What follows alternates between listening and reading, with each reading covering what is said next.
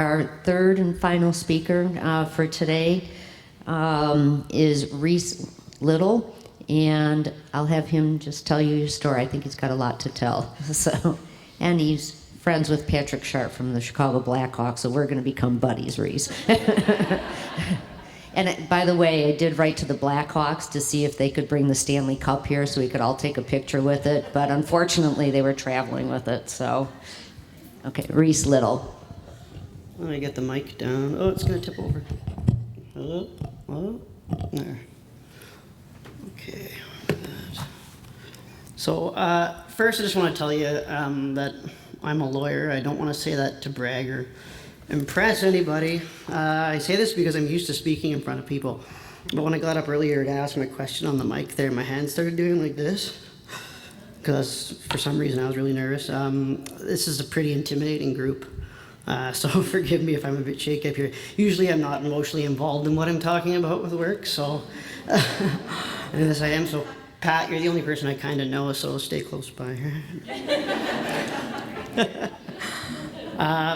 For a second, I considered going to the bar and getting drunk. I'm dead serious. See, my hands are already doing this. When Pat told me that there was going to be other kids speaking, I thought for a second I might have been the tallest speaker today. Thanks, Peyton. Thanks, Greg. You guys are laughing at my jokes, yes. Okay, so my name is Reese. I'm Canadian. My speech is going to be a bit longer, so don't hate me. I have no problem being America's hat. I have a much larger, older brother and understand fully the advantages of having a much larger and slightly more volatile, bigger brother watching over you. Got me out of situations where my mouth wrote checks and my fists couldn't cash, and so he's 6 feet 220, so it's kind of like I'm Canada and he's the U.S. So I live minutes from the Minnesota border, so if the Canadian thing's a problem, just consider me a Minnesotan. Okay, so I didn't have to switch that yet. So my treatment took me from the University of Minnesota in 1983. And it's just over the border from where I live in a place called Thunder Bay, Ontario, where Patrick Sharp is from. So just over three hours away from Duluth, Minnesota, if anybody knows where that is. Sick Kids Hospital in Toronto was stepping into its own at that time as Canada's Children's Hospital. It's now kind of our major hub for most childhood illnesses. After my first round of treatment at the home of the Golden Gophers, I continued to treatment at Sick Kids Hospital in Toronto. I remember having a Gophers hat when I was really little, actually, and I kind of feel bad now because I'm a Wisconsin Badgers fan, but I live so close to the U.S. border that people in my region either choose Minnesota or Wisconsin teams, so a lot of depressed Vikings fans and a lot of happy Green Bay Packers fans, other than last year's National or NFC Championship. So yeah, at Sick Kids, my doctor was a lady at the Canadian hospital I was at named Dr. Sheila Weissman. At that time, she was probably the only neuroblastoma specialist in Canada. So by pure luck for my parents and I, she happened to know about Dr. Chung and Sloan and the neuroblastoma team. That lucky break is another reason why I'm here today. Dr. Chung's told me that I'm one of the very early graduates of the first run of 3F8, the monoclonal antibodies program. What my dad calls that treatment that made you go stiff as a board and sweat bullets, he calls it. How did I get here to speak with you? Well, I'm here speaking to you because I was with a board of directors for the biggest neuroblastoma foundation in Canada, and that was called the James Fund. I don't know if anyone's ever heard of it. So the family started it 7 years ago after losing their son, James, and they decided to let Sick Kids take it over recently, so that board was dissolved, and I wanted to look elsewhere for another neuroblastoma charity after the board was dissolved. So I got in touch with Dr. Chung, and he immediately put me in touch with Pat, and here I am. Kind of surreal to be here. I definitely want to thank you, Pat, for getting me to come here. It's a lot more opportunity to reach more parents in the U.S. may have already spoken with so many of you. A lot more opportunity here to help out. You know, you guys have 330 million people, and we have 30 million people in Canada, so definitely it can help more people here. I just want to say that I'm blown away by this network of people you have. It happens in Canada, but on a way smaller scale. So you guys have something pretty awesome here. But what I'm not going to do is focus on my treatment, actually, too much today. You can ask me about it if you want, but you're kind of all aware of the path, and a lot of you are on the path. A lot of you are in what my dad always described as the war zone when he tells the stories when I was sick. That zone where you're so focused on saving your kid's life that, you know, even a piano falling on you can't stop you. So I know you guys can look at me and I can look at you, and we have that understanding. We all have been in this zone with neuroblastoma. And my message today is look after yourselves. Neuroblastoma didn't destroy my family, but it did some damage.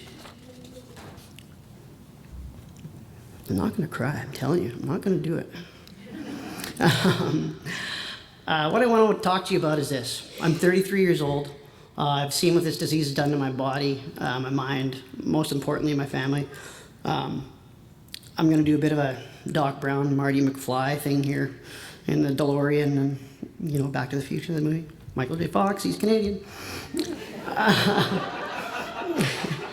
Bet you didn't know that. So where are we going to go? I'm going to go on this trip very quickly. I don't want to upset people or anything. We're going to go to a point in time where I'm your child, a place where I'm able to talk to you about what this disease, you know, did to me, and what it can do to your family, our family. So yeah, punching the time, whatever. So Mom and Dad, you know, I have some things to tell you, and they aren't all that great, but I'm here to help. Number one, this is going to sound crazy, but at this exact point in time, on June 26, 2015, your mental health is more important than mine. I'm not going to remember the pain, the fights you had among yourselves, the stress, despair, the relief a good test result brings, the roller coaster you're on. I'll probably remember very little of it. Here's what I'll remember. Really nice nurses, cool hotels, the awesome playrooms, the time I met RoboCop, the first RoboCop, not the new one, that was the 80s. The time I met hockey players, race car drivers, celebrities, the trip to Make-A-Wish, the trip from the Make-A-Wish Foundation, and I asked to go to the North Pole. And Mom, you said, "Oh, we already live there." Or when Air Canada, the major airline in Canada, we only had like 3, gave me a free ticket to fly anywhere they fly while we were on a flight to Toronto. And I asked if they flew to Pittsburgh. Yeah. I hear it's real nice. The pilot burst out laughing at me. But it was because I really liked the hockey player Mario Lemieux back then, and the goalie at the time, Tom Barrasso, his daughter had neuroblastoma, so I wanted to go to Pittsburgh, I guess, and help out. Anyways, both times you guys recommended Disney World. Okay. I don't remember how much that picture meant to you with me and Minnie Mouse, where I look like I'm in rough shape. I remember Minnie Mouse. I had a crush on her. Don't judge me. I see that picture now, and I know I look like I'm at the end of the line. I remember all the crazy. I won't remember all the crazy things I asked you about. Death that left you scrambling for an answer. That's all burned in your memories as parents, not mine. Please try to take care of yourselves as you take care of me. What I will remember are the endless follow of exams and tests and tests and tests and tests and appointments, and you reminding me again that I have another test that day. My mental health will matter, but it'll matter way further down the line when I have to grow up with kids that don't have the limitations that I do. Don't worry about it for now. This disease will, it'll make me stronger than you can imagine, and I'll find a way to handle it. Number 2, this disease can take more than just me. If you let it, it could take your marriage. Be good to each other. I know it's hard. Not gonna do it. Not gonna do it. But make time for each other that's not 100% about me. If you let it, it can lead to my brothers or sisters having issues of their own in the future, like depression, drug addiction, alcoholism. There's pressure on them to be perfect because I'm sick. You may not see it and do your best to not put that pressure on them, but it's there. You know, the things you don't think about, don't touch that, your brother's sick, or don't do that, you know, you can't act up right now, we got enough on our plate. So these words, or perceptions of these words, can have a long-lasting effect that you probably can't see right now. Number 3, whether you're talking to me for real right now or not, results of 1, 2 will be very much the same. My making it through this doesn't guarantee that our family will be okay or all right. You have to start working on this now if you can, because it can take a lot from us, this disease. Okay, whew. I'm gonna come back from the time machine now. Are you talking to me again? Hope that didn't upset anybody too much. So as I've grown up with the aftermath of neuroblastoma, I've learned a lot. I started asking questions too. Questions parents don't want to hear, like, you know, did me being sick kind of have an effect on you and Dad not making it? You know, and the typical parent response is, "Oh, honey, it's not your fault." You always tell your kids, right? It's not your fault. It's not your fault, and it wasn't you. Well, when you get older like me, I know it's not my fault. I didn't really ask that. As parents, this is pretty much the program response, right?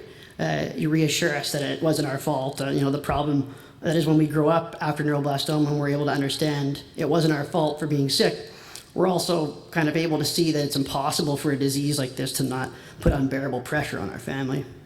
The real answer is, how could it not be part of the reason? Look at what we went through.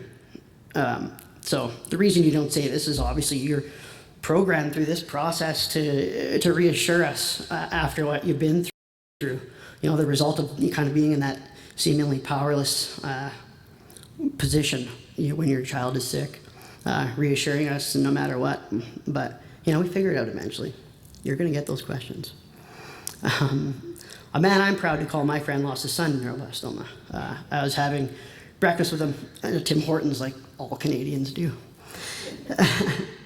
On June 3rd last year, remember the date, everything. And we got to talking about the aftermath and families and things like that. When we got to talking about where our families are right now, there really is no major difference other than his son's about 10 years younger than me. The disease almost took his marriage,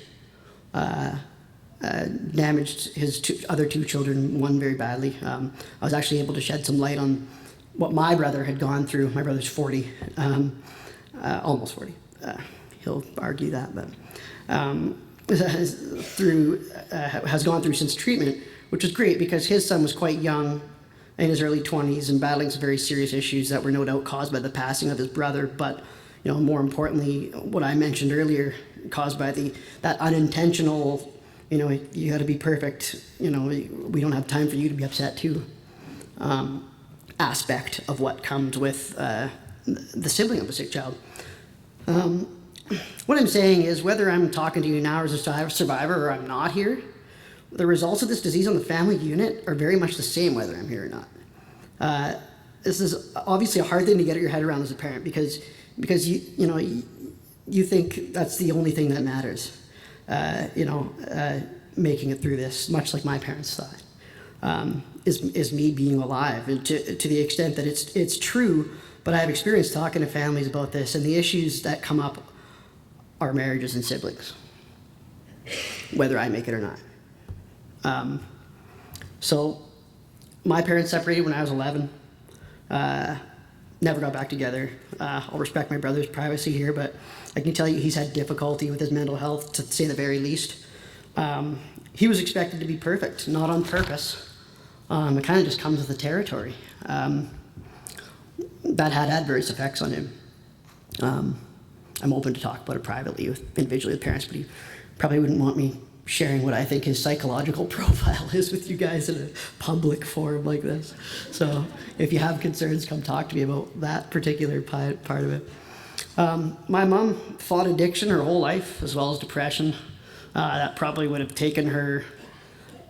I'm not trying to make you guys all sad. There's a good side to this too. So, and probably would have taken her life if she not sought help. She put her life into saving me. Just like my dad and I, just as my dad did. And I think after it all, she was a bit spent. Then the marriage goes. Then my brother has problems. She was in very poor mental health after I recovered, and all the way into my mid-20s. My teens was the worst, but she ended up being okay. I'm not saying it was all my disease or cancer in general, but like I've said, how could it not at least be part of the reason? Neuroblastoma put immense crushing stress and pressure on my family. My mom was a nurse. She was very smart. She's so annoying. She gave me panic attacks over the amount of follow-up appointments and little tests she would insist that I have done. I'm not kidding. I went to the cancer center where I live and sought psychometrist help for cancer patients, and went in there and said, my mom's driving me insane with all of these follow-up treatments. That's a real thing that happened. And because I was in university and having panic attacks, when she'd tell me, oh, don't forget to go to the doctors on your way back from class and stuff, and I'd be like, I'm 23, I had it 20 years ago. So yeah, that was tough. She was relentless in my defense, even after the fight was over. It's kind of hard to refer to her in the past tense. My mom passed away in 2009. God, I practiced that I wouldn't do this, okay? I'm here right now because she wanted me to be talking to all of you. She was obsessed with keeping neuroblastoma research, keeping up on neuroblastoma research and treatments, and emailing Dr. Chung 20 years later and stuff, and until the day she died. I'm here right now because of her, and she's here somewhere, I'm sure. If there were white wine on the table, it'd be missing, probably. My mom dedicated her life to this disease, is what I'm saying, literally. Took a lot from her, and she wouldn't have traded it for anything, because it got me standing here. I encourage you mothers. I know that my observation of seeing parents all the time is that mothers have a particular thing they do, and the dads have a different thing. Mothers have that soldier mentality, but please pay attention to the underlying things I'm talking about. Dedicating to saving your child is what you have to do. Try not to let it consume you. Remember, again, whether I'm here or not, the outcome for my mom seems pretty close to what it would have been if I didn't make it. I have countless examples where I've seen this, talking with families in Canada. So dads, I'm almost done, I promise. Dads, first, I won't be giving my explanation of what I think my illness did to my dad, because I can see that this is being recorded. And I'm scared he's going to find out I told you what I think. And he's a large, scary man. Yeah, my dad's almost 6 feet, my brother's 6 feet. Yeah. But let me give you some advice from my almost 70-year-old dad. All you have to offer your child a lot of the times in this situation is reassurance, and hope in this fight you're in. You probably feel like that isn't powerful enough. It doesn't give you any control over what's happening. What I said earlier about the things your kids say to you when they have cancer, well, my dad has pretty tough memories of things I asked him. When for all he knew, I might not have been making it. How am I going to get... I'm going to skip that part because I'm going to lose it. Anyways, how am I going to get back to our house if I die in the hospital, Dad? I asked him that once, apparently.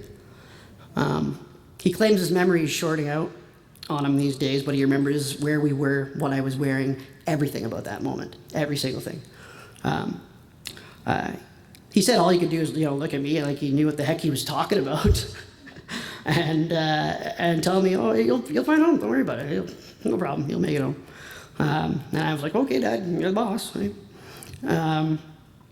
So that's all you can do is, reassure us everything's gonna be fine. His advice to you is that you have to be okay with it, with and understand that hope's a powerful thing. It's all you have, so one of the things you have, so use it. My only memory of ever being afraid or in pain from my treatment was my bone marrow biopsy.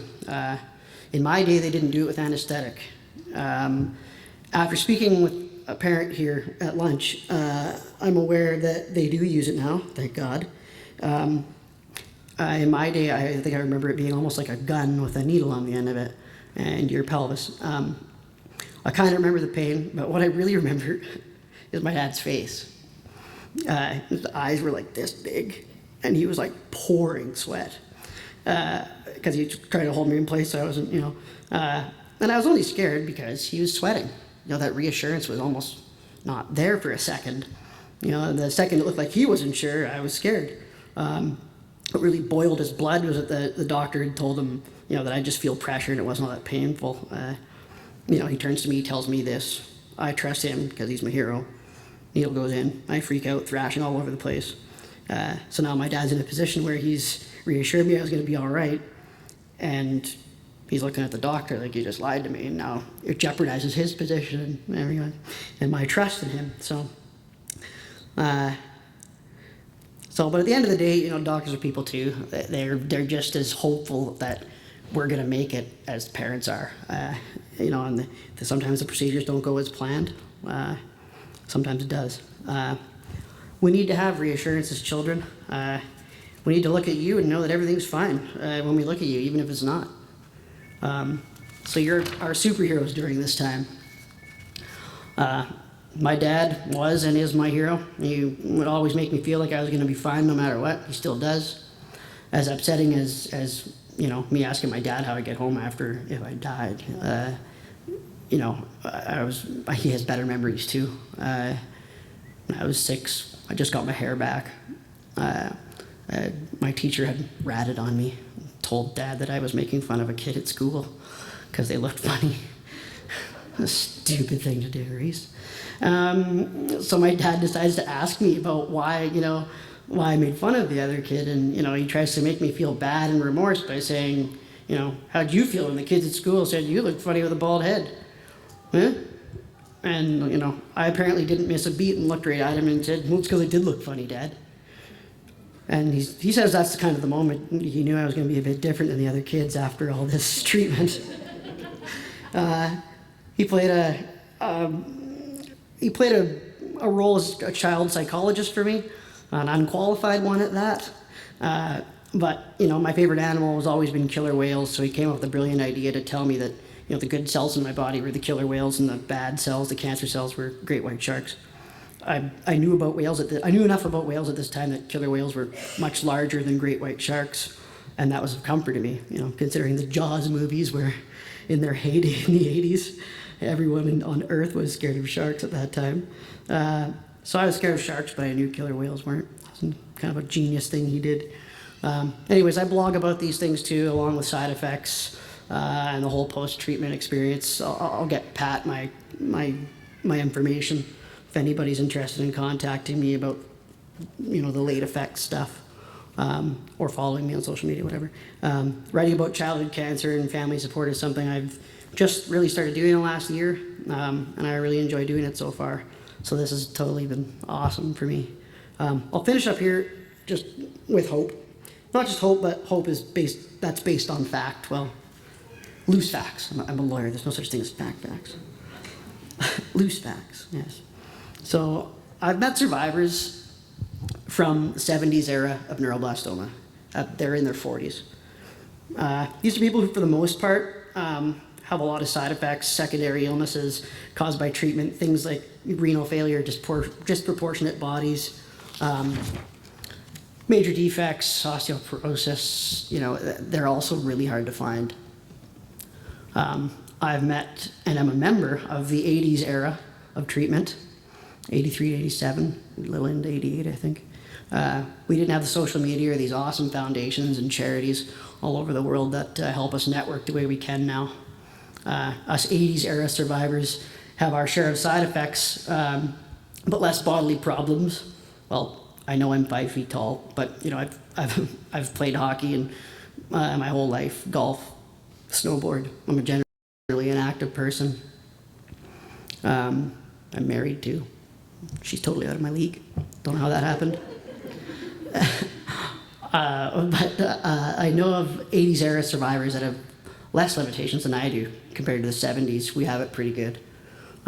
So as this is going to go now, the 90s survivors will tell you the same about the 80s.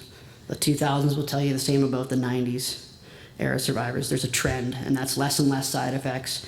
And you know, as we've seen today, leaps and bounds in new innovative treatment. I met a 13-year-old survivor last summer. He was almost 5'9", going up, way less side effects than I ever had. As close to a normal kid as a survivor gets. I know we don't all get that still, but he'd had it. Now you look at 5 foot 0 inches of me, and with health problems that come and go. And in my day, it was pedal to the metal, chemo and radiation, hope you make it, sort of thing. Now, you know, treatment's getting better results with a focus on, you know, less damage to the kids with this cancer. So I think that now there's more hope than ever before, and I think that's a fact and a proven fact. So thank you so much for having me. Thank you.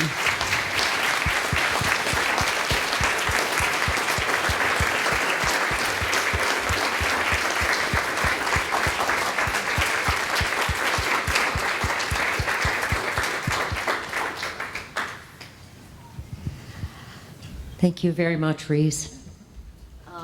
I wanted to let you know that tonight we do have our DJ dancing and stuff. We do have dinner.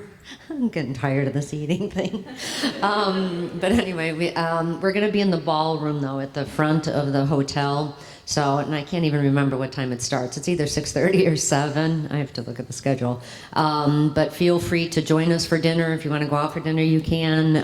But please do bring your children back there. I think the kids have a really good time dancing. We do some line dancing and everything with the kids. They just have a really good time, and I hope you'll join us. And I think it's Grand Ballroom I and J, I think, is where we're at. So, like I said, 6:30 or 7, whatever's on my schedule there. So we'll see you later tonight. Thank you.